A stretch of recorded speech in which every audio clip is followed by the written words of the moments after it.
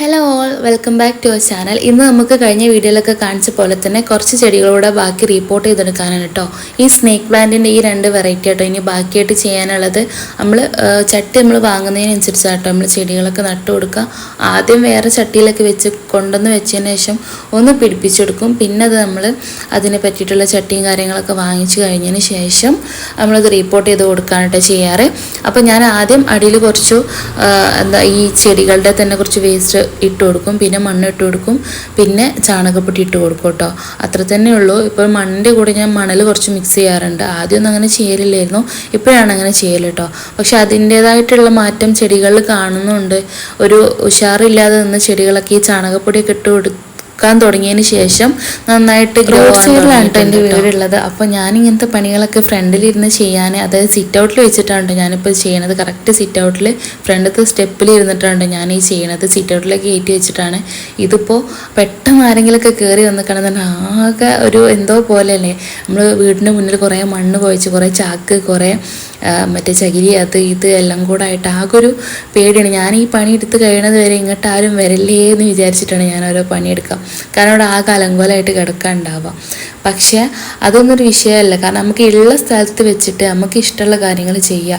കാരണം ഈ പ്ലാന്റിങ് എന്ന് പറഞ്ഞാൽ ചെടികളും കാര്യങ്ങളൊക്കെ കുഴിച്ചിട്ടുണ്ടാക്കുക എന്ന് പറഞ്ഞാൽ എനിക്ക് അത്രയ്ക്ക് ഇഷ്ടമുള്ളൊരു പരിപാടി വേറെ ഇല്ല കേട്ടോ.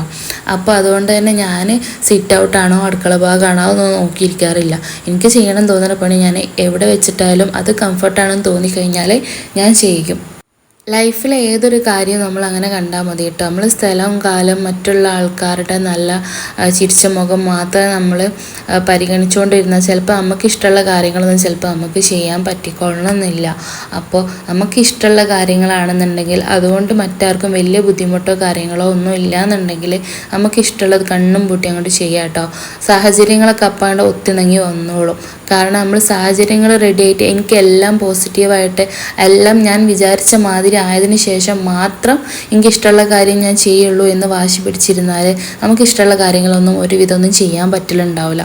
അപ്പോൾ നമ്മൾ ചെയ്തങ്ങോട്ട് തുടങ്ങാം. ഒരു തലക്കുന്നാണ് തുടങ്ങുമ്പോൾ എന്തായാലും അത് നമുക്കത് കണ്ടിന്യൂ ആയിട്ട് ചെയ്യാനും അത് ഫിനിഷ് ചെയ്യാനുള്ള ഒരു എന്താ പറയുക ഒരു ഭാഗ്യം, അതിനുള്ളൊരു ഹോപ്പ് നമുക്ക് എന്തായാലും ഉണ്ടാകും. കാരണം ഞാൻ പല കാര്യങ്ങളും ഒരുപാട് എൻ്റെ ലൈഫിൽ ഞാൻ എടുത്തിട്ടുള്ള ഒട്ടുമിക്ക എല്ലാ തീരുമാനങ്ങളും പെട്ടെന്നുള്ള തീരുമാനങ്ങളായിരുന്നു കേട്ടോ. പക്ഷെ അതുകൊണ്ട് ഇന്ന് വരെ എനിക്ക് റിഗ്രറ്റ് ചെയ്യേണ്ടി വന്നിട്ടില്ല. ഒന്നുമില്ലെങ്കിൽ ഇനിയിപ്പോൾ എന്തെങ്കിലും വിഷമമുള്ള കാര്യങ്ങൾ സംഭവിച്ചാലും നമുക്ക് ഇഷ്ടമുള്ളൊരു കാര്യം നമ്മൾ ചെയ്തല്ലോ, അതിന് ശേഷമാണല്ലോ നമുക്ക് ഇങ്ങനെയൊക്കെ കേൾക്കേണ്ടി വന്നത്, അല്ലെങ്കിൽ നമുക്ക് നമ്മുടെ ലൈഫിൽ ഇങ്ങനെയൊക്കെ സംഭവിച്ചത് എന്നുള്ള ഒരു ഇത് മനസ്സിലുണ്ടാകും. അപ്പോൾ എന്തായാലും അതിനൊരു ഡീമെറിറ്റ് ഉണ്ടെങ്കിൽ നമുക്ക് അതിൽ നിന്നൊരു സന്തോഷം കിട്ടിയിരുന്നു, അല്ലെങ്കിൽ നമ്മൾ അതുകൊണ്ട് നമുക്കൊരു ബെനിഫിറ്റ് ഉണ്ടായിരുന്നു. മറ്റുള്ള ആരൊക്കെയോ സന്തോഷിപ്പിക്കാൻ വേണ്ടിയിട്ട്, മറ്റുള്ള ആരുടെയൊക്കെയോ മുഖം തെളിയിക്കാൻ വേണ്ടിയിട്ട് നമ്മളെ സന്തോഷങ്ങളും കാര്യങ്ങളൊക്കെ നമ്മൾ വേണ്ടാന്ന് വെക്കുന്നത് ഭയങ്കര പൊട്ടത്തരാണ്. നമ്മളെ കൊണ്ട് കഴിയണത് നമുക്ക് ചെയ്യാം. നമ്മളെ സന്തോഷമല്ലേ നമുക്ക് വലുത്. അപ്പോൾ പൈസ കൊടുത്ത് വാങ്ങിയ മണ്ണായതുകൊണ്ടാണ് കേട്ടോ ഒരിത്തിരി പോലും കളയാതെ അതൊക്കെ വാരി വീണ്ടും ചാക്കിലേക്ക് തന്നെ ഇട്ടത്.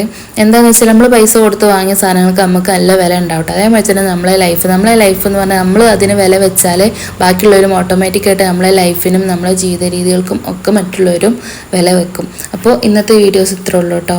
വീഡിയോ ഇത്രേ ഉള്ളൂ. വീഡിയോ ഇഷ്ടമായിട്ടുണ്ടെങ്കിൽ ലൈക്ക് ചെയ്യുക. ആദ്യമായിട്ടാണ് നമ്മളെ ചാനൽ കാണുന്നതെന്നുണ്ടെങ്കിൽ ചാനൽ സബ്സ്ക്രൈബ് ചെയ്യാൻ മറക്കരുത് കേട്ടോ. പ്ലാന്റിങ്ങും കാര്യങ്ങളും ഇതുപോലത്തെ ഒക്കെ ഇഷ്ടമുള്ള ആൾക്കാർക്ക് നിങ്ങളൊന്ന് ഷെയർ ചെയ്ത് കൊടുക്കാൻ മറക്കരുത് കേട്ടോ. അപ്പോൾ ഇതുപോലുള്ള വീഡിയോസായിട്ട് വീണ്ടും കാണാം കേട്ടോ. അതുവരെ ബൈ.